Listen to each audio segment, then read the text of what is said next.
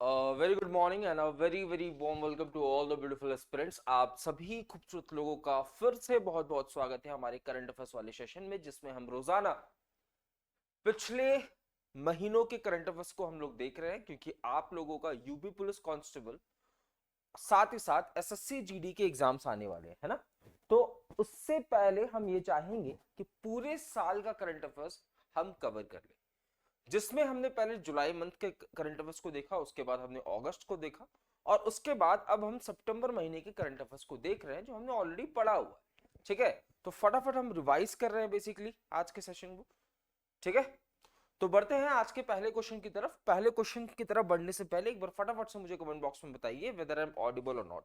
जल्दी से एक बार फटाफट से बताइए वेदर आई एम ऑडिबल और नॉट। क्या मेरी आवाज आप तक पहुंच पा रही है? एक बार फटाफट से कमेंट बॉक्स में बता दीजिए whether I am audible or not। चलिए बढ़ते हैं आज के पहले क्वेश्चन की तरफ। The very first question of today session is, कह रहा है शस्त्र रामानुजन पुरस्कार। हु रिसेंटली वॉन द शस्त्र रामानुजन पुरस्कार 2023? ठीक है, तो याद रखिएगा शस्त्र रामानुजन पुरस्कार जो है वो किसने जीता है? तो याद रखिएगा रुजिंग जांग ने जीता है। किसने जीता है? रुजिंग जांग ने शस्त्र रामानुजन पुरस्कार को जीता है। आइए इसके बारे में कुछ चीजें देख लेते हैं। द शस्त्र रामानुजन प्राइज जो है, ठीक है, इसकी शुरुआत कहां से होती है? तो इसकी शुरुआत होती है भैया कहां से? तो कुंभकोणम से। याद रखना बच्चा, कुंभकोणम से इसकी शुरुआत हो रही है इस पुरस्कार की। कुंभकोणम से उसकी शुरुआत हो रही है। ये कुंभकोणम जगह कहां पे बच्चा? तो ये कुंभकोणम जगह वहीं पे है जहां पे श्रीनिवास रामानुजन जी का जन्म हुआ था। श्रीनिवास रामानुजन जी का जहां जन्म हुआ था, यहीं पे भी आपको कुंभकोणम देखने को मिलेगा। ठीक है, और इन्हीं के नाम से इस अवार्ड को रखा गया है। और इस बार का जो शस्त्र रामानुजन अवार्ड है, ये किसको मिला है? तो रुजिंग जैंग को मिला है। ये बर्कली के अंदर प्रोफेसर, ये बर्कली के अंदर मैथ्स के प्रोफेसर होने वाले हैं। तो याद रखना, शस्त्र रामानुजन पुरस्कार रुजिंग जांग को मिला है। शस्त्र रामानुजन पुरस्कार किसके नाम से है? तो श्रीनिवास रामानुजन जी के नाम से है। ये अवार्ड की शुरुआत कहां से हो रही है? तो कुंभकोणम से हो रही है। गुरुजी कुंभकोणम कहां पे है? तो ये वही स्थान है जहां पे श्रीनिवास रामानुजन जी का जन्म हुआ था। क्लियर है? श्रीनिवास रामानुजन जी का जन्म हुआ था। अगला क्वेश्चन की तरफ बढ़ते हैं। क्वेश्चन पूछ रहा है, in which year the first international day of non violence is observe. सबसे पहला अंतरराष्ट्रीय अहिंसा दिवस किस वर्ष मनाया गया? तो याद रखना, सबसे पहला अंतरराष्ट्रीय अहिंसा दिवस 2007 में मनाया गया। बट अहिंसा दिवस हम मनाते कब है? अहिंसा दिवस हम मनाते कब है? याद रखना बच्चा, 2 अक्टूबर को। 2 अक्टूबर को हम क्या मनाते हैं? अहिंसा दिवस मनाते हैं। गुरुजी 2 अक्टूबर ऐसा कौन सा दिन है जो हम अहिंसा दिवस 2 अक्टूबर को मनाते हैं? तो भैया अहिंसा के सबसे बड़े भक्त यानी कि महात्मा गांधी जी का ये क्या हो जाएगा? बर्थ एनिवर्सरी हो जाएगा। महात्मा गांधी जी का ये बर्थ एनिवर्सरी होने वाला है कब? 2 अक्टूबर को। और इसी वजह से लगातार 2007 से हम 2 अक्टूबर को अहिंसा दिवस या नॉन वायलेंस डे के रूप में मना रहे। सर ये जो दिवस मनाया जाता है, क्या इसे पूरी दुनिया में मनाया जाता है? बिल्कुल। 2007 में इसे यूनाइटेड नेशंस जनरल असेंबली के द्वारा भैया अडॉप्ट कर लिया गया कि हर साल हम पूरी दुनिया में अहिंसा दिवस के रूप में से मनाएंगे। क्लियर है? अगला क्वेश्चन देखो क्या कर रहा है। बोल रहा है, विच अमेंडमेंट नंबर डज द नारी शक्ति वंदन एक्ट रिप्रेजेंट? नारी शक्ति अमेंडमेंट एक्ट जो है ना, देखो एक तो होता है एक्ट। देखो आप सभी को पता है कि भारत के अंदर अगर आपको कोई कानून बनाना है, कोई लॉ बनाना है, तो उस लॉ के लिए पहले आपको एक बिल लाना पड़ेगा, है ना। बिल लाना पड़ेगा। इस बिल को या तो आप लोकसभा में लाओगे या तो आप राज्यसभा में लाओगे। लोकसभा राज्यसभा में जब ये बिल पास हो जाता है, उसके बाद ये बिल कहां चला जाएगा? प्रेसिडेंट के पास चला जाएगा। ये बिल कहां चला जाएगा? प्रेसिडेंट के पास चला जाएगा। और जब प्रेसिडेंट इस बिल पे सिग्नेचर कर देगा, तब ये बिल क्या बन जाएगा? लॉ बन जाएगा या कानून बन जाएगा, है ना। अगर हमें कोई बदलाव लाना है हमारे कॉन्स्टिट्यूशन के अंदर, या हमें कोई बदलाव लाना है तो उसके लिए हमें पहले बिल लाना पड़ेगा, या तो लोकसभा या तो राज्यसभा के अंदर। लोकसभा राज्यसभा से दोनों से पास होने के बाद मेजोरिटी के साथ ये बिल कहां जाएगा, प्रेसिडेंट के पास, और प्रेसिडेंट जब इस बिल पे साइन कर देगा तो यही बिल क्या बन जाएगा, लॉ बन जाएगा, यही बिल क्या बन जाएगा, एक्ट बन जाएगा। अब नारी शक्ति वंदन एक्ट जो है ये किस अमेंडमेंट एक्ट को रिप्रेजेंट करता है, तो याद रखना 106th अमेंडमेंट एक्ट को ये रिप्रेजेंट करता है। ठीक है, 106th अमेंडमेंट एक्ट को ये रिप्रेजेंट करता है। अगला क्वेश्चन पूछ रहा है संकल्प सप्ताह, हाल ही में संकल्प सप्ताह कार्यक्रम किसके द्वारा लॉन्च किया गया। संकल्प सप्ताह कार्यक्रम बच्चा किसके द्वारा, नरेंद्र मोदी जी के द्वारा लॉन्च किया गया। किसके द्वारा गुरुजी, नरेंद्र मोदी जी के द्वारा। द्रौपदी मुर्मू जी की बात करूं बच्चा तो द्रौपदी मुर्मू जी, ठीक है, ये देश की क्या हो जाएंगी, राष्ट्रपति के रूप में आपको देखने को मिलेंगी। किस रूप में, राष्ट्रपति के रूप में। ये पहली महिला आदिवासी प्रेसिडेंट हो जाएंगी, पहली महिला आदिवासी प्रेसिडेंट के रूप में भी आपको यही देखने को मिलेंगे। ठीक है, हाल ही में द्रौपदी मुर्मू जी के द्वारा सुखोई में भी ट्रैवल किया गया था। किसमें, सुखोई मार्क 31 में इसमें ट्रैवल किया गया था। ठीक है, नरेंद्र मोदी जी को भैया हाल ही में एक अवार्ड मिला था जिसका नाम था लोकमान्य का अवार्ड भैया किसको मिला है, नरेंद्र मोदी जी को मिला है। याद रखना ये इस अवार्ड का पहला संस्करण था, ये इस अवार्ड का पहला संस्करण होने वाला है। साथ ही साथ नरेंद्र मोदी जी को ग्रीस के, फिजी के, पापुआ न्यू गिनी के हाईएस्ट सिविलियन अवार्ड से भी नवाजा गया है, हाईएस्ट सिविलियन अवार्ड से भी इनको नवाजा जा चुका है। अर्जुन मुंडा जी भैया ये ट्राइबल अफेयर्स मिनिस्ट्री आपको संभालते हुए हमारे यहाँ पे देखने को मिलेंगे, और होम मिनिस्ट्री हमारे देश के अंदर आपको अमित शाह, होम मिनिस्ट्री कौन संभालते हैं, अमित शाह जी के द्वारा संभाला जाता है। और याद रखना संकल्प सप्ताह किसके द्वारा लॉन्च किया गया, नरेंद्र मोदी जी के द्वारा। Sir the YouTube teacher 50 crore है तो क्या इन 10 क्वेश्चन में से पेपर फंसेगा। दोस्त मैं 10 क्वेश्चन नहीं करा रहा हूं, मैं भी आपको लगभग डेली 30 क्वेश्चन कराता हूं, है ना मैं भी आपको लगभग 30 क्वेश्चन डेली करा रहा हूं, और 30 क्वेश्चन के बाद आपको पीडीएफ में वन लाइनर्स के फॉर्म पे लगभग 30-40 क्वेश्चन और एक्स्ट्रा देता हूं जो को आपको घर पे जाके पढ़ना है। ठीक है, क्योंकि एग्जाम बहुत ज्यादा नजदीक है और क्वेश्चंस की तादाद बहुत ज्यादा होती है ना। जनरली जब हम डेली बेसिस पे करंट अफेयर्स पढ़ते हैं तो डेली, जैसे मैं जब आपको करंट अफेयर्स पढ़ाता हूं तो डेली हम 10 क्वेश्चन एमसीक्यू के फॉर्मेट में, 10 क्वेश्चन वन लाइनर के फॉर्मेट में देखते हैं, यानी कि 20 क्वेश्चन रोजाना देखते हैं। अगर उसमें 30 से गुना कर दूं तो 600 क्वेश्चन बनते हैं। ठीक है, बट इन 600 में से हमें छांटना ये पड़ता है कि कौन सा आपके एग्जाम के पॉइंट ऑफ व्यू से इंपॉर्टेंट हो जाता है। ठीक है, तो क्वेश्चंस की तादाद 30 के आसपास ही रहती है हमारे सेशन में भी। कुछ वन लाइनर्स जो है ये हम आपको होमवर्क के रूप में दे देते हैं। बोल रहा है 1 तारीख 1 घंटा 1 साथ अ पार्ट ऑफ, बोल रहा है 1 तारीख 1 घंटा 1 साथ किस अभियान का पार्ट है। क्या वो डिजिटल इंडिया कैंपेन का पार्ट, क्या वो बेटी बचाओ बेटी पढ़ाओ कैंपेन, क्या वो मेक इन इंडिया और क्या वो क्लीन इंडिया कैंपेन का पार्ट है। जल्दी से किसका पार्ट है बच्चा, तो याद रखना clean India campaign. Clean India campaign का क्या पार्ट हो जाएगा भैया, तो याद रखना क्लीन इंडिया कैंपेन का पार्ट हो जाएगा 1 तारीख 1 घंटा 1 साथ। क्लियर है, चलो अगला क्वेश्चन। अगला पूछ रहा है हाल ही में national institute of pharmaceutical education and research यानी कि नाइपर का उद्घाटन किसने किया। एक ऐसी संस्था की शुरुआत हुई है, एक ऐसी संस्था की शुरुआत हुई है जहां पे फार्मास्यूटिकल से आप क्या समझते हो, दवाइयों वाला, दवाइयों से रिलेटेड रिसर्च का काम किया जाएगा। इसकी शुरुआत कहां पर हो रही है, याद रखना इसकी शुरुआत कर रहे हैं कौन, देश के, ठीक है, होम मिनिस्टर अमित शाह जी। ठीक है, देश के होम मिनिस्टर अमित शाह जी, सर्बानंद सोनोवाल। याद रखना बच्चा ये भारत के अंदर बंदरगाह मंत्रालय संभालते हैं, बंदरगाह मंत्रालय भारत के अंदर कौन संभालते हैं, सर्बानंद सोनोवाल। साथ ही साथ आयुष मिनिस्ट्री भी यही संभालते हैं। आयुष के अंदर A stands for Ayurveda, Y stands for yoga, U stands for Unani, S stands for Siddha and H stands for homeopathy.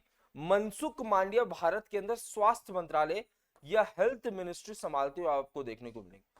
Health ministry आपको संभालते हुए कौन देखने को मिलेंगे? मनसुख मांडविया। क्लियर है? क्लियर है भैया? मनसुख मांडविया। तो अमित शाह जी के द्वारा एक ऐसी संस्था की स्थापना की गई जहां पे फार्मास्यूटिकल से रिलेटेड यहां पे ट्रेनिंग कराई जाएगी, लोगों को एजुकेट किया जाएगा। ठीक है, लोगों के बच्चे क्या किया जाएगा? एजुकेट किया जाएगा। इसकी स्थापना कहां पे हो रही है? लिख लेना। इसकी स्थापना हो रही है गांधीनगर गुजरात के अंदर। इसकी स्थापना कहां पे हो रही है? तो गांधीनगर गुजरात के अंदर इसकी स्थापना हो रही है। गांधीनगर गुजरात के अंदर इसकी स्थापना हो रही है। अगला क्वेश्चन, अगला क्वेश्चन देखो, एक वन लाइनर न्यूज है। क्या न्यूज है बच्चा? देखो ध्यान से। वन लाइनर न्यूज ये है कि गुजरात के अंदर भैया, गुजरात के अंदर एफएम रिले स्टेशन, देखो गुजरात से एक न्यूज हमने पढ़ा, दूसरा न्यूज भी गुजरात से है। एफएम रिले स्टेशन की स्थापना यहाँ पे की गई है। कहां पे? तो गुजरात के अंदर। किसके द्वारा? नरेंद्र मोदी जी के द्वारा। अगला प्रश्न, अगला प्रश्न पूछ रहा है किस भारतीय राज्य या फिर केंद्र शासित प्रदेश ने 100% खुले में शौच मुक्त प्लस का दर्जा हासिल किया? देखो, भारत का एक मुहिम है स्वच्छ भारत अभियान। स्वच्छ भारत अभियान का मतलब ये नहीं है हमें सिर्फ कूड़ा कचरा पे ध्यान देना है। स्वच्छ भारत अभियान का मतलब ये भी है कि हमें भैया बाहर नहीं करना है स्वच्छ, है ना भैया। नरेंद्र मोदी जी के द्वारा बहुत सारे टॉयलेट्स बनाए गए। वो किस लिए? कि भैया सब लोग अपने घर पे स्वच्छ करें, घर पे ही जो है हल्का होने का काम करें। ठीक है, तो भैया ऐसा वो कौन सा राज्य है या केंद्र शासित प्रदेश है जिसके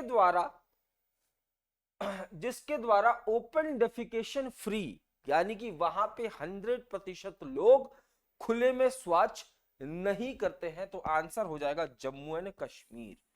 क्या हो जाएगा? Jammu and Kashmir is going to be the right answer. Jammu and Kashmir वो ऐसा केंद्र शासित प्रदेश है जहां पे आपको खुले में शौच मुक्त हो चुका है, बिल्कुल ये। ठीक है, अगला, अगला पूछ रहा है हाल ही में किस राज्य ने मुख्यमंत्री निर्माण श्रमिक पेंशन योजना की शुरुआत की है? मुख्यमंत्री निर्माण श्रमिक पेंशन योजना, which state recently launch chief ministers construction worker pension scheme? जल्दी से, स्कीम के अंदर क्या होने वाला है? स्कीम के अंदर सपोज ये राज्य है, इस राज्य में जो भी श्रमिक काम कर रहे हैं, है ना, जो भी श्रमिक काम कर रहे हैं उनको पेंशन्स प्रोवाइड की जाएगी, है ना। जनरली क्या होता है, पेंशन्स कहां पे प्रोवाइड की जाती है? पेंशन्स प्रोवाइड की जाती है बच्चा कहां पे? तो सरकारी नौकरियों में। पर यहां पे भैया पेंशन्स प्रोवाइड किया जाएगा कहां पे?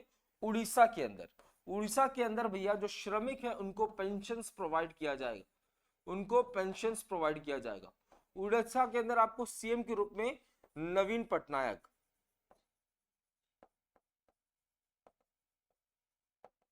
नवीन पटनायक आपको देखने को मिलेंगे। कौन? नवीन पटनायक आपको देखने को मिलने वाले हैं। क्लियर है?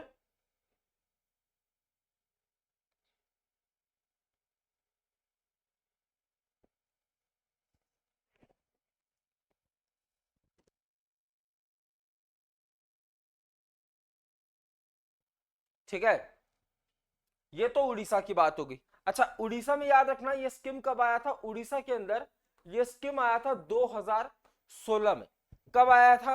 2016 के अंदर भैया उड़ीसा के अंदर ये स्कीम आया था।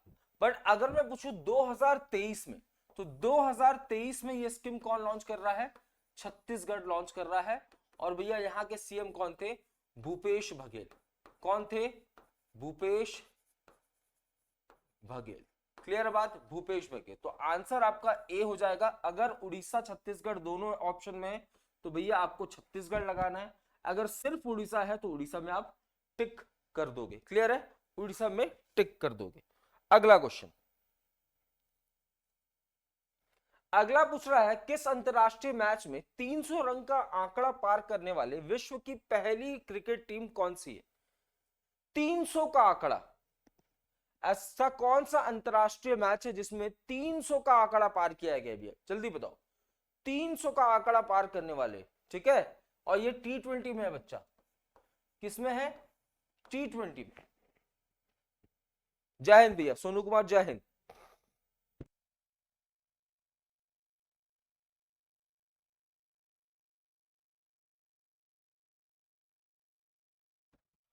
300 का आंकड़ा पार करने वाली भैया पहली टीम कौन सी हो जाएगी? तो याद रखना, पहली टीम होने वाली है नेपाल, ठीक है।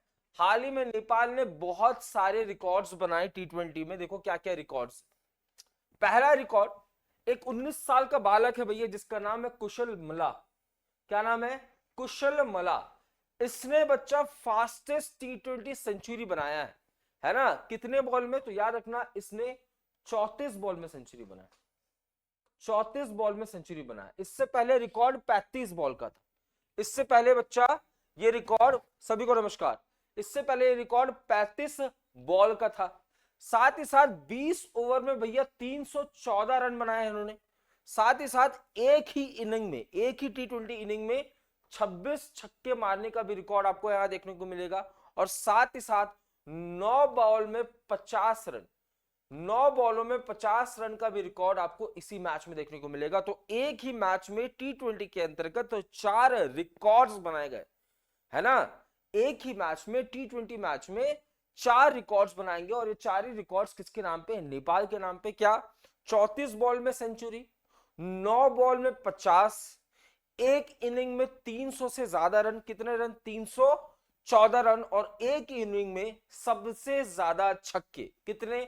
26 छक्के। ये रिकॉर्ड नेपाल के नाम। बहुत सही, आंसर देते चलो जाओ बच्चा। बिल्कुल, देखो जुलाई हो चुका है हमारा, अगस्त हो चुका है, सितंबर चल रहा है, उसके बाद अक्टूबर, नवंबर, दिसंबर कंप्लीट करेंगे। इनको हम 4-4 लेक्चर में इसलिए करेंगे क्योंकि ये यहां से क्वेश्चंस पूछने के ज्यादा चांसेस है ना। पिछले 6 महीने के क्वेश्चंस ज्यादातर पूछे जाते हैं। और उसके बाद हम क्या करेंगे, पूरे साल का एक बार रिवीजन कर लेंगे, ठीक है। पहले जुलाई से लेकर दिसंबर तक के करंट अफेयर्स को 4-4 लेक्चर में देखेंगे। और उसके बाद जब दिसंबर तक कंप्लीट कर लेंगे हम, उसके बाद पूरे साल का 4 मैराथन लाएंगे 3-3 घंटे का, जिससे आपका पूरा जनवरी से दिसंबर कंप्लीट हो जाएगा। तो दिक्कत नहीं मानेंगे बिल्कुल। अगला क्वेश्चन, अगला क्वेश्चन पूछ रहा है पॉक्सको एक्ट। बोल रहा है which law commission made the recommendation regarding the age consent under POCSO act. POCSO act के अंतर्गत बच्चा, है ना, पॉक्सो एक्ट के अंतर्गत भैया 22nd लॉ कमीशन ने अपनी रिकमेंडेशन दी है। 22nd लॉ कमीशन ने अपनी रिकमेंडेशन दी है। ये किसके लिए होता है? लड़कियों के लिए। किसके लिए बच्चा? जो महिला है, जो जो गर्ल चाइल्ड, जो गर्ल चाइल्ड है ना, उसके ऊपर अगर कोई अपराध होता है, उसके ऊपर अगर कोई अपराध होता है, तो उसके लिए भी क्या लगता है? पॉक्सो एक्ट लगता है। क्या लगता है?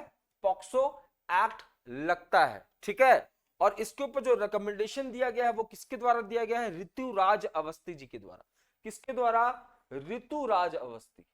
ऋतुराज अवस्थी जी की अध्यक्षता में एक लॉ कमीशन को स्थापित किया गया था और इनके द्वारा ही रिकमेंडेशन इसमें दिया जाता है, ठीक है। 10 क्वेश्चन हो गए। वन लाइनर्स उतारे। वन लाइनर्स क्या कर रहा है? देखो, मालदीव्स के नए प्रेसिडेंट के रूप में, मालदीव्स के नए प्रेसिडेंट के रूप में मोहम्मद म्यूजी जी का अपॉइंटमेंट हुआ है। मोहम्मद म्यूजी जी आपको मालदीव्स के नए राष्ट्रपति के रूप में देखने को मिलेंगे। याद रखना, मालदीव्स की कैपिटल क्या हो जाएगी? माले। मालदीव्स की कैपिटल क्या हो जाएगी बच्चा? माले इसकी कैपिटल होने वाली है। याद रखना, ये जो मोहम्मद म्यूजी है, ठीक है, ये चाइना प्रेमी बहुत ज्यादा है। ये बहुत ज्यादा चाइना प्रेमी है, चाइना के हिसाब से चीजें करते हैं। जैसे अभी मालदीव्स ने हाल ही में कहा भारत से कि भैया जो आपकी आर्मी है यहाँ पे, वो आर्मी आप हटा लीजिए, है ना। चाइना के कहने से इसने क्या कहा भारत से कि भैया आप अपनी आर्मी हटा लीजिए। मुझे कमेंट बॉक्स में कौन सा लल्ला बताएगा कि भैया भारत मालदीव्स के साथ कौन कौन सी एक्सरसाइज करता है? फटाफट, भारत मालदीव्स के साथ कौन कौन सी एक्सरसाइज करता है? जल्दी से बताओ, मैंने आपको पढ़ाया हुआ है, ठीक है। अगला क्वेश्चन, अगला बोल रहा है, देखो रघु श्रीनिवासन, है ना, रघु श्रीनिवासन जी ने प्यारे बच्चों 28वां डायरेक्टर जनरल का पद संभाला है। किसका, किसके अंदर, बीआरओ के अंदर। भैया आप सभी जानते हैं बीआरओ क्या होता है, बॉर्डर रोड ऑर्गेनाइजेशन। ये कौन से मंत्रालय के अंतर्गत आता है, तो आप कहोगे सर डिफेंस मिनिस्ट्री के अंतर्गत आता है। आप कहोगे सर ये काम क्या करेगा, तो भैया बॉर्डर एरियाज में रोड का निर्माण कौन करेगा, बीआरओ करेगा। ठीक है, बीआरओ करेगा, बहुत सही, बीआरओ करेगा। और याद रखना इसके नए डायरेक्टर जनरल के रूप में रघु श्रीनिवासन जी अपॉइंट किए गए। अगला क्वेश्चन देखो क्या हो रहा है, उद्भव।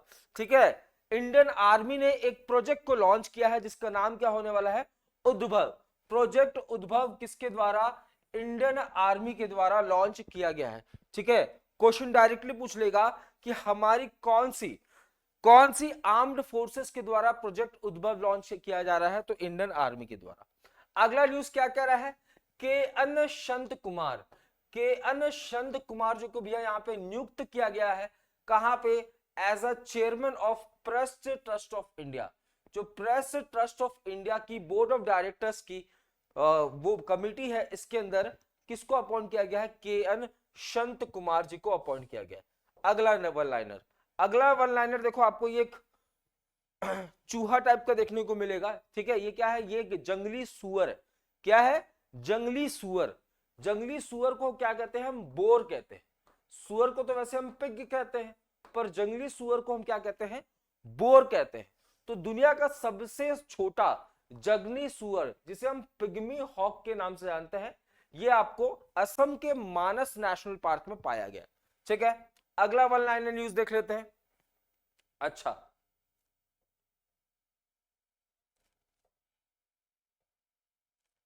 अच्छा, देखो अगला न्यूज क्या है भैया, अगला न्यूज ये है क्या, कि नोबेल पुरस्कार, आप सभी को पता है नोबेल पुरस्कार दिए गए।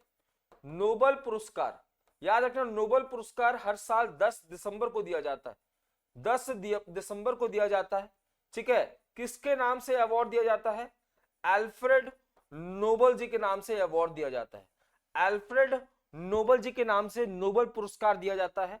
ये किसके इन्वेंटर हो जाएंगे, डायनामाइट के। किसके हो जाएंगे, डायनामाइट के, और इन्हीं के नाम से नोबेल पुरस्कार दिया जाता है। इस बार का देखो मेडिसिन का जो नोबेल पुरस्कार है किसको मिला है, कैटलिन कारिको और ड्रू विजमैन को मिला है। फिजिक्स का पियोरी ऑगस्टिनी, फ्रैंक क्रॉन्स और एनी एल हुलर को मिला है। केमिस्ट्री का भी मिल चुका है, लिटरेचर का भी मिल चुका है, पीस और इकोनॉमिक्स का भी मिल चुका है। इसको भी हम लोग देखेंगे, क्लियर है, इसको भी हम लोग देखेंगे। देखो मेडिसिन का नोबेल पुरस्कार कैटलिन कारिको को मिला है और ड्रू विजमैन को मिला है। ये दो व्यक्ति को नोबेल पुरस्कार मिला है। उसके बाद फिजिक्स के फील्ड में पियोरी अगोस्टिनी, फ्रैंक क्रॉन्स और एनी एल हुलर को क्या मिला है, नोबेल पुरस्कार मिला है। क्लियर बात,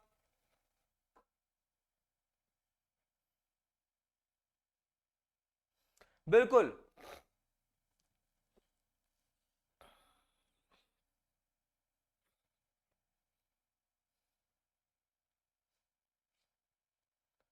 ठीक है, अगला अगला देखो 2000 के नोट बंद कर दिए गए, ये भी आपको याद रखना है। 7 अक्टूबर को आखिरी डेट था नोट बदलने का। उसके बाद देखिए क्या हो रहा है, उसके बाद इंडियन आर्मी जो है ये क्या कर रही है, काउंटर टेररिज्म फील्ड एक्सरसाइज कर रही है। कहां पे, रशिया के अंदर। इंडियन आर्मी जो है काउंटर टेररिज्म फील्ड एक्सरसाइज कर रही है, कहां पे, रशिया के अंदर।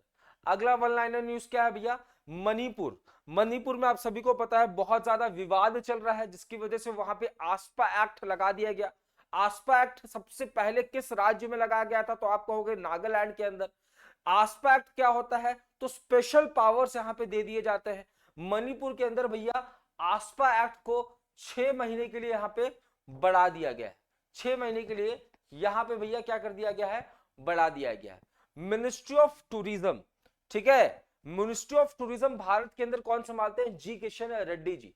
ठीक है, और भारत जो है वो 46वें नंबर वाला पैसिफिक एशिया ट्रैवल एसोसिएशन, ठीक है, इसका क्या कर रहा है बच्चा, इसको कंडक्ट करा रहा है। कहां पे, प्रगति मैदान न्यू दिल्ली के अंदर। आपसे क्वेश्चन पूछ लेगा कि 46वें नंबर वाला पैसिफिक एशिया ट्रैवल एसोसिएशन की मेजबानी कौन सा देश कर रहा है, तो याद रखना इसकी मेजबानी भारत कर रहा है।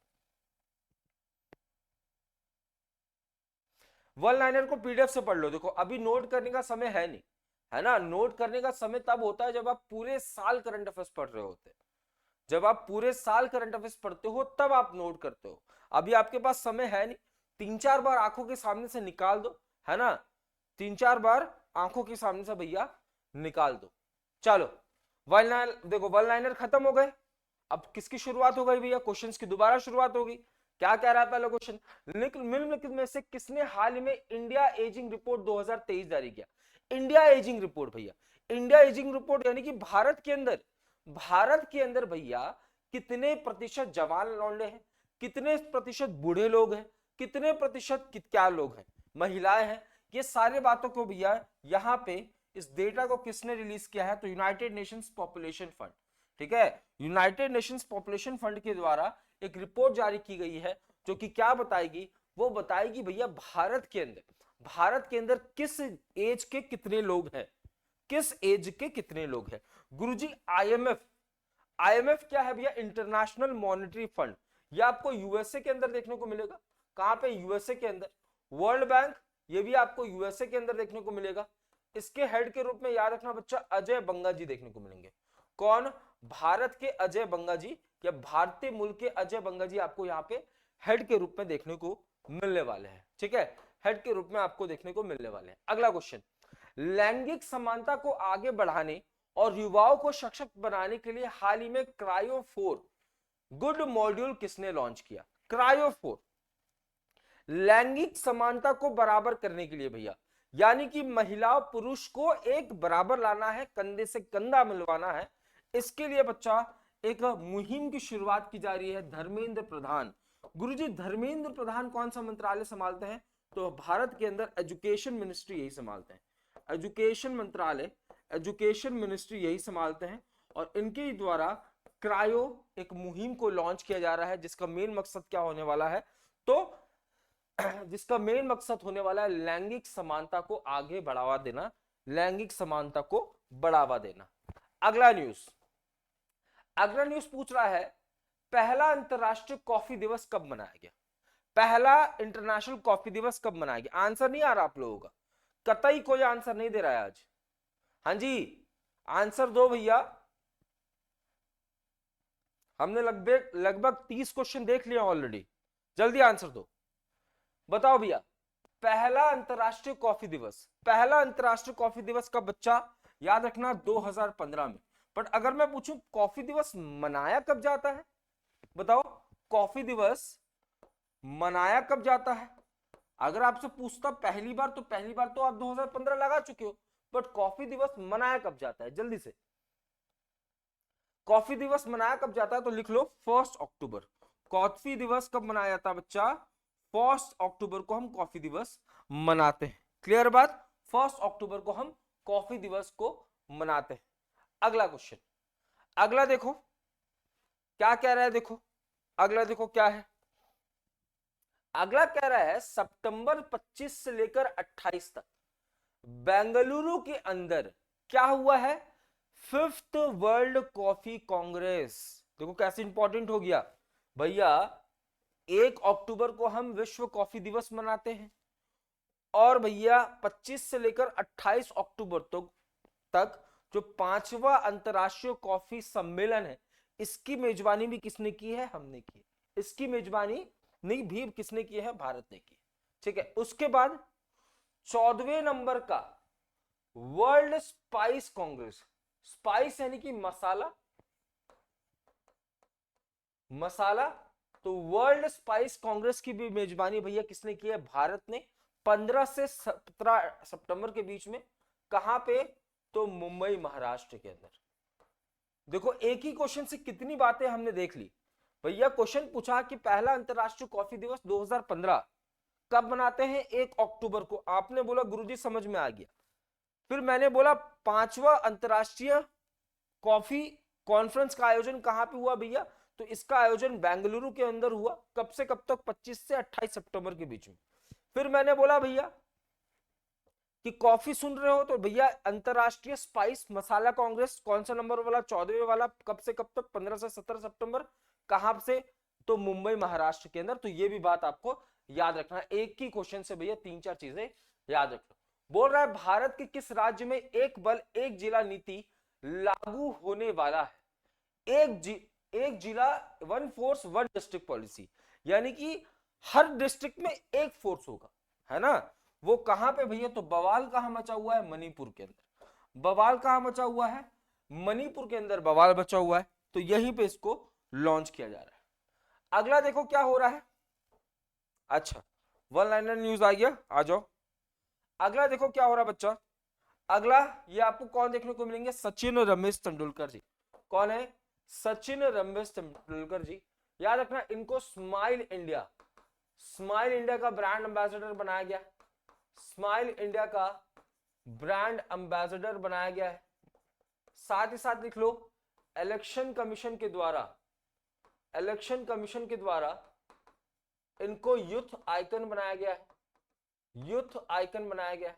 साथ ही साथ आईसीसी के द्वारा, आईसीसी के द्वारा इनको global brand ambassador, global brand ambassador बनाया गया है। किसका बच्चा, तो याद रखना वर्ल्ड कप 2023 का, वर्ल्ड कप 2023 का। क्लियर हो रहा है, जल्दी बताओ,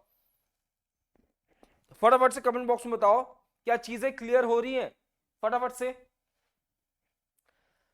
फटाफट से बताओ क्या चीजें क्लियर हो रही है। 3 पॉइंट्स भैया यहां पे आपने देख लिया, 3 पॉइंट्स, ठीक है, 3 पॉइंट्स आपने देखा। अगला न्यूज क्या कह रहा है, वन लाइनर, शाहरुख खान को भी ब्रांड एम्बेसडर बनाया गया है ना।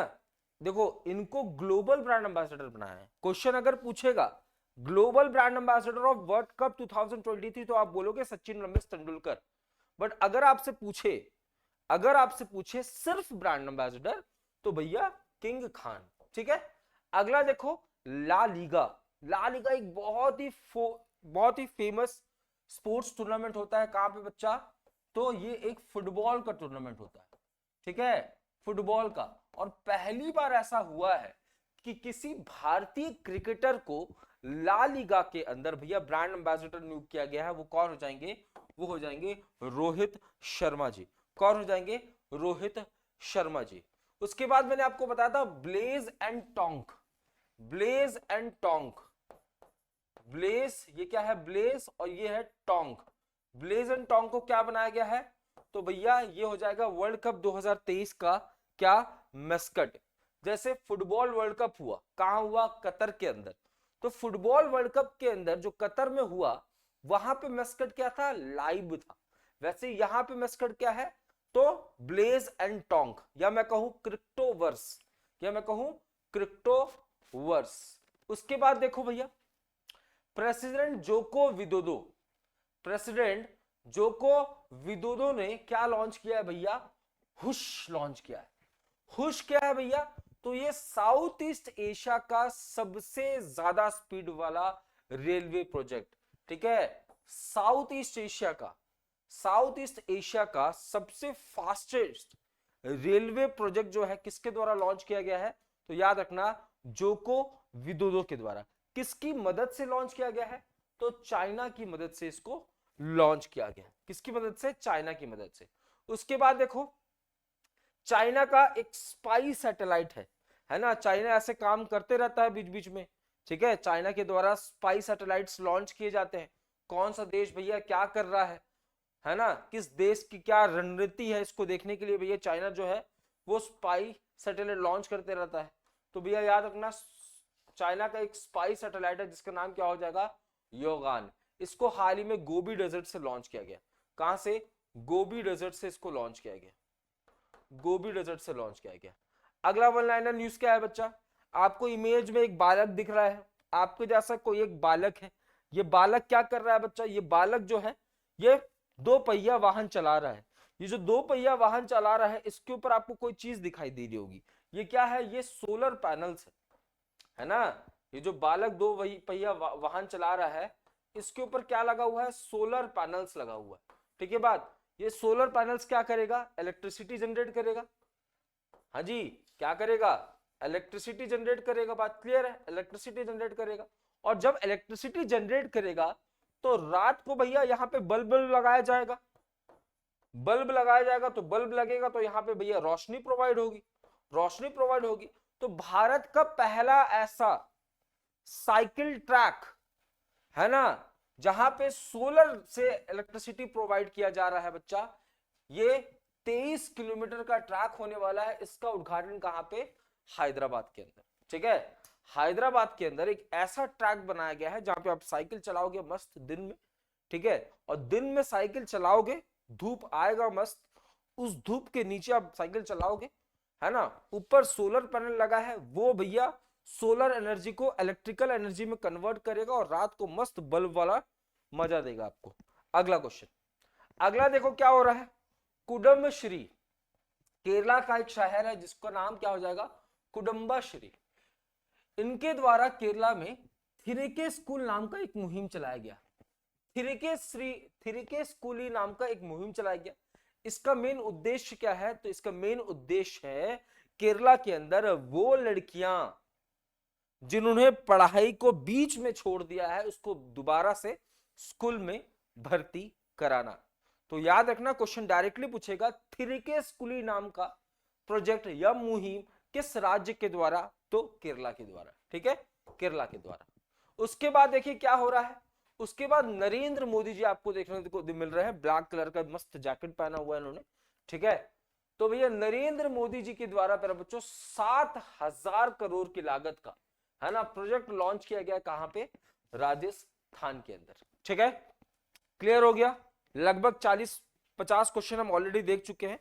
अब ये आज का आखिरी स्लाइड है। क्या कह रहा है? हाल ही में वर्ल्ड रोड कांग्रेस का कौन सा संस्करण शुरू हुआ? वर्ल्ड रोड कांग्रेस का भैया कौन सा संस्करण? तो याद रखना 27वां संस्करण। वर्ल्ड रोड कांग्रेस का 27वां संस्करण जो है हाल ही में शुरुआत हुआ। भैया क्लियर हो रहा है कि नहीं? जल्दी, दिलीप मेघवाल के अलावा कोई और आंसर नहीं दे रहा है। हाँ जी, मनीष कुमार, बाकी लोग, सोनू कुमार कहां हो भैया? आंसर दो। ऐसे कैसे चलेगा बताओ? आपकी तरफ से अगर आंसर नहीं आएगा तो कैसे होगा? अपने आप को इवैल्यूएट करो। क्वेश्चन आपको छांट छांट के लाया जा रहा है आपके लिए क्वेश्चन। ये सिर्फ मैं वही क्वेश्चंस आपको करा रहा हूं जो आपके एग्जाम के पॉइंट ऑफ व्यू से बहुत ज्यादा इंपॉर्टेंट है। ठीक है, एकदम चुनिंदा क्वेश्चंस उठाए गए हैं, एकदम चुनिंदा क्वेश्चंस। बहुत सही। शाक्या स्टूडियो फ्रॉम एटा, वही क्वेश्चंस उठाए गए हैं जो आपके एग्जाम के पॉइंट ऑफ व्यू से बहुत ज्यादा इंपॉर्टेंट है। ठीक है, तो आंसर्स दो अपनी। देखो आंसर्स गलत भी दोगे ना कोई दिक्कत नहीं है, अपने आप को इवैल्यूएट करो। अपने आप को आप आज करंट अफेयर्स के मामले में किस जगह पे खड़े हो वो देखो। बहुत सही, बहुत सही भैया। अभय यादव, ठीक है, एक मैं मैराथन 4 मैराथन में लेके आऊंगा अभी 8-10 क्लास के बाद। देखिए सितंबर को 2 क्लास बचा हुआ है, उसके बाद अक्टूबर के 4 क्लास, नवंबर के 4 क्लास, दिसंबर के 4 क्लास। इन क्लास के बाद मैं 4 मैराथन लेके आऊंगा 3-3 घंटे का, और इन 4 मैराथन में पूरा जनवरी से लेकर दिसंबर तक लपेट देंगे। ठीक है सर, इंग्लिश का कुछ अरेंज करिए। इंग्लिश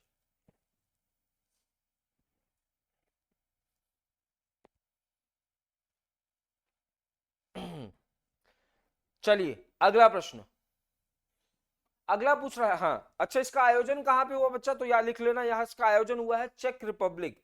लिख लेना, इसका आयोजन हुआ है चेक रिपब्लिक। चेक रिपब्लिक ये आपको कहां देख इस, और चेक रिपब्लिक में कहां पे भैया? पराग के अंदर। बहुत खूबसूरत सा शहर है पराग, और यहीं पे इसका आयोजन हुआ है। उसके बाद देखो बोल रहा है who recently won Nobel prize in the field of chemistry. Chemistry के फील्ड में नोबेल पुरस्कार भैया इन तीनों ने ही जीता है। किसने जीता है? इन तीनों ने ही नोबेल पुरस्कार जीता है केमिस्ट्री के फील्ड का।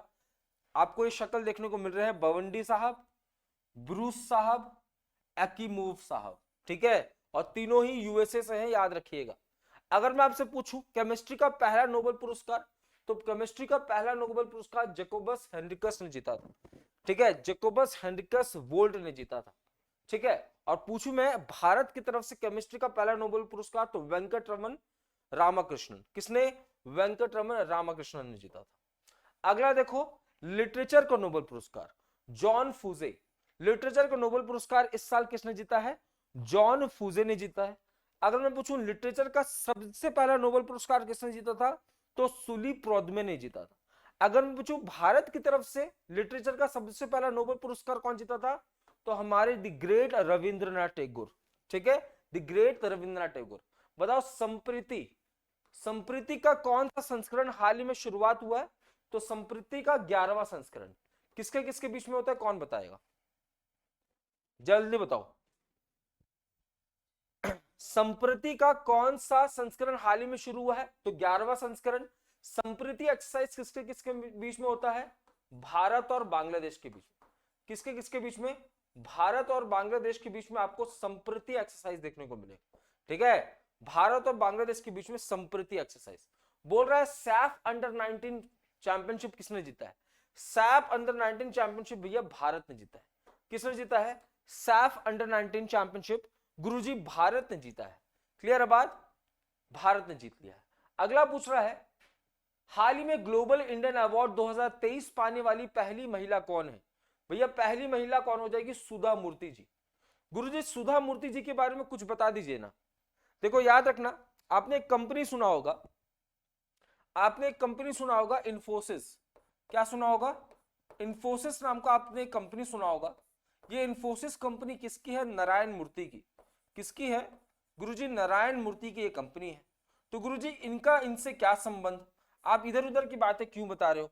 तो गुरुजी नारायण मूर्ति जी जो है ना, ये जो नारायण मूर्ति जी हैं, ये भैया इनके हस्बैंड है। कौन है, हस्बैंड होने वाले किसके, सुधा मूर्ति जी के। अच्छा ठीक है सर, और कुछ, तो भैया नारायण मूर्ति और सुधा मूर्ति की जो बेटी है उनके पति कौन हो जाएंगे, याद रखना यूके के प्राइम मिनिस्टर ऋषि सुनक। ऋषि सुनक, तो इन दोनों के दामाद कौन हो जाएंगे, ऋषि सुनक हो जाएंगे। तो ये वही सुधा मूर्ति जी है। हाल ही में कमिटी बनाई गई थी एनसीईआरटी को देखने के लिए, है ना, एनसीईआरटी को देखने के लिए कमिटी बनाई गई थी, जिस कमिटी में दो लोग मौजूद थे, एक संगीतकार थे, आपको वो बताना है, और दूसरी महिला कौन थी, सुधा मूर्ति थी। तो ये बात भी आपको याद रखना है, ये बात भी आपको याद रखना है। अगला क्वेश्चन पूछ रहा है न्यू खादी इंडिया आउटलेट का उद्घाटन कहां किया गया, किस आईटी के अंदर न्यू खादी इंडिया, ऋषि का ससुर, बहुत सही। किस आईटी के अंदर न्यू खादी इंडिया आउटलेट का उद्घाटन किया गया, आईआईटी दिल्ली। अगर मैं आपसे पूछूं पहला आईटी, भारत के अंदर पहला आईटी अगर आपसे पूछे, तो भारत के अंदर पहला आईटी था आईआईटी खड़गपुर, है ना। अब आप में से कुछ लोग नाराज हो जाओगे, आप कहोगे सर आईआईटी हमने रुड़की सुना था भारत का पहला आईआईटी। तो देखो अगर पूछे पहला आईआईटी तो हमेशा आंसर आईआईटी खड़गपुर होगा। बट अगर आप पूछे पहला इंजीनियरिंग कॉलेज, पहला इंजीनियरिंग कॉलेज, तो भारत के अंदर पहला इंजीनियरिंग कॉलेज कौन सा था, तो Thomas college of civil engineering. Thomas college of civil engineering, ये Thomas college of civil engineering आपको रुड़की में देखने को मिलेगा। ये पहले इंजीनियरिंग कॉलेज हुआ करता था Thomas college of civil Engineering के नाम से, बाद में इसे आईआईटी के रूप में तब्दील किया गया। तो हमेशा याद रखना, क्वेश्चन अगर पूछे तो पहला आईआईटी हमेशा आईआईटी खड़गपुर होगा, और पहला engineering college Thomas college of civil Engineering. और आईआईटी दिल्ली के अंदर न्यू खादी इंडिया आउटलेट का इनॉग्रेशन किया गया है। खादी, है ना, खादी मतलब आप सभी को जानते हो, यहाँ पे मैं कपड़ों के बारे में चीजें बात कर रहा हूं मैं, ठीक है। अगला अगला कह रहा है World Space Week. World Space Week का सेलिब्रेशन भैया याद रखना, वर्ल्ड स्पेस वीक का सेलिब्रेशन एनुअली कब होता है, 10 अक्टूबर से इसकी शुरुआत है। वर्ल्ड स्पेस वीक 10 अक्टूबर, ठीक है, 4 तारीख से लेकर 10 अक्टूबर, लिख लेना, 4 अक्टूबर से लेकर 10 अक्टूबर के बीच में आपको वर्ल्ड स्पेस वीक। बहुत सही रुड़की, बहुत सही। अगला अगला पूछ रहा है Kendrapara Rasabali is a popular sweet dish of which state. देखो केंद्रपाड़ी रसावली जो है ये कहां का है बच्चा, उड़ीसा का है। कहां का है गुरुजी, उड़ीसा का एक फेमस स्वीट डिश है। इसको क्या मिला है गुरुजी, जीआई टैग मिला है। यहां से जीआई टैग से एक क्वेश्चन बनेगा, जीआई टैग से क्वेश्चन बनेगा, याद रख लेना, ठीक है। जीआई टैग से क्वेश्चन बनेगा। 2023 में जितने भी जीआई टैग्स मिले हैं इसके ऊपर मैं एक 10 मिनट की शो में सेशन ले आऊंगा, टेंशन लेने वाली बात नहीं है। जीआई टैग के लिए एक्ट कब आता है? 1999 में। ये लागू कब होता है? लागू होता है 2003 में। पहली वस्तु जिसको जीआई टैग मिला वो कौन सा था? दार्जिलिंग का टी, दार्जिलिंग का चाय, वो पहली वस्तु थी जिसको जीआई टैग मिला। जीआई टैग यानी कि ज्योग्राफिकल इंडिकेशन टैग, भौगोलिक संकेत टैग। क्लियर बात? अगर मैं पूछूं भैया जीआई टैग के लिए हमें कहां जाना पड़ेगा, मेरे राज्य में, मेरे शहर में, मेरे कस्बे में एक ऐसी वस्तु है जो कि बहुत ज्यादा फेमस है और मैं चाहता हूं कि भैया उसको जीआई टैग मिल जाए ताकि मैं उसके एक्सपोर्ट को बढ़ा सकूं, उसके पैदावार को बढ़ाऊं और उसके एक्सपोर्ट को बढ़ा सकूं, तो मुझे कहां जाना होगा गुरुजी? तो मुझे जाना पड़ेगा चेन्नई। चेन्नई यानी कि आपको किस राज्य में जाना होगा? तो एमके स्टालिन जी के राज्य में, यानी कि मैं किसकी बात कर रहा हूं? तमिलनाडु की बात कर रहा हूं। जीआई टैग कितने साल के लिए मिलता है? 10 साल के लिए मिलता है। अगर मैं पूछूं वो कौन सा राज्य है जिसके पास सबसे ज्यादा जीआई टैग है, तो आप कहोगे तमिलनाडु के पास सबसे ज्यादा जीआई टैग है, उसके बाद उत्तर प्रदेश के पास सबसे ज्यादा जीआई टैग है। एक और चीज नोट करके लिख लो बच्चा, एक और चीज नोट करके लिख लो, साल 2022-23 के अंदर सबसे ज्यादा जीआई टैग किस राज्य को मिला है? तो सबसे ज्यादा जीआई टैग केरला के राज्य को मिला है। यह बात भी आपको याद रखना पड़ेगा, ठीक है? बिल्कुल। हाल ही में बताओ जरा, यूरोपियन यूनियन का जीआई टैग किसको मिला? तो हिंट के तौर पे बता देता हूं, एक चाय है और ये चाय कहां का है? हिमाचल प्रदेश का है। फटाफट से छाप देना। अरे बता देता हूं, कांगड़ा टी लिख लो, कांगड़ा टी। क्वेश्चन पूछ लेगा बच्चा, कांगड़ा टी, ठीक है? तो आंसर आपका उड़ीसा सही उत्तर होने वाला है। अब सेशन खत्म होने वाला है लगभग। देखो जम्मू एंड कश्मीर के अंदर पाशमीना को जीआई टैग मिला है। उसके बाद कलारी, ये भी कहां पे भैया? ये भी उधमपुर डिस्ट्रिक्ट रामनगर के अंदर है, ये भी जम्मू एंड कश्मीर में, ठीक है? अगला पूछ रहा है, केंद्रीय मंत्रिमंडल ने किस राज्य में जनजातीय विश्वविद्यालय की स्थापना को मंजूरी दी है? जनजातीय विश्वविद्यालय की स्थापना को मंजूरी भैया कहां पे? तेलंगाना के अंदर, ठीक है? तेलंगाना के अंदर जनजातीय विश्वविद्यालय की स्थापना होने वाली है। क्लियर बात? आज का आखिरी सवाल, Ookla speed test global index. भैया इंटरनेट का इस्तेमाल करते हो और जब इंटरनेट नहीं चलता तो परेशान हो जाते हो, है? इंस्टाग्राम पे रील नहीं देख पाओगे। तो भैया इंटरनेट चेक करने के लिए बहुत सारे साइट्स होते हैं, आप आज ही कंप्यूटर पे जाके चेक करना इंटरनेट स्पीड टेस्ट। तो आप के स्क्रीन पे जो पेज खुल के आएगा उसमें आपको ओखला भी नजर आएगा। तो पूछा है भैया ओखला क्या बताता है? ओखला बताता है कि किस देश की इंटरनेट स्पीड बहुत ज्यादा है ना? तो इसमें भैया भारत की रैंक क्या होने वाली है? जल्दी से, भारत की रैंक क्या होने वाली है? तो स्पीड के मामले में भारत की रैंक, इंटरनेट स्पीड के मामले में भारत की रैंक 47 होने वाली है ना? सबसे ज्यादा इंटरनेट स्पीड आपको कहां देखने को मिलेगा? कतर के अंदर, उसके बाद यूएई के अंदर, उसके बाद मकाऊ के अंदर, ठीक है? तो सर्वाधिक मोबाइल डेटा स्पीड वाला टॉप देश भैया ये है और भारत की रैंकिंग 47 है। Is that clear? बहुत सही, भारत की रैंकिंग 47 है। तो लगभग आज हमने 60 क्वेश्चंस देखे हैं, ठीक है? लगभग हम लोग 60 क्वेश्चंस देखे हैं। इसके बाद कुछ वन लाइनर न्यूज है, उसके बाद कुछ वन लाइनर न्यूज। अच्छा क्वेश्चन बचे हुए, बताओ, who has been appointed as executive director of RBI? जल्दी, एग्जीक्यूटिव डायरेक्टर ऑफ आरबीआई कौन भैया? मुनीश कपूर। कौन बच्चा? मुनीश कपूर जो है एग्जीक्यूटिव डायरेक्टर है। याद रखना, उर्जित पटेल जो है ये आरबीआई के गवर्नर रह चुके हैं, ये एक्स गवर्नर है। रघुराम राजन भी एक्स गवर्नर है ना? और प्रेजेंट में आरबीआई के गवर्नर कौन है? तो शक्ति कांता दास और एग्जीक्यूटिव डायरेक्टर के रूप में मुनीश कपूर। अगला पूछ रहा है, नीव लिटरेचर फेस्टिवल का आयोजन कहां पे? नीव लिटरेचर फेस्टिवल का आयोजन कहां पे बच्चा? बेंगलुरु के अंदर, या मैं कहूं कर्नाटका के अंदर। सीएम के रूप में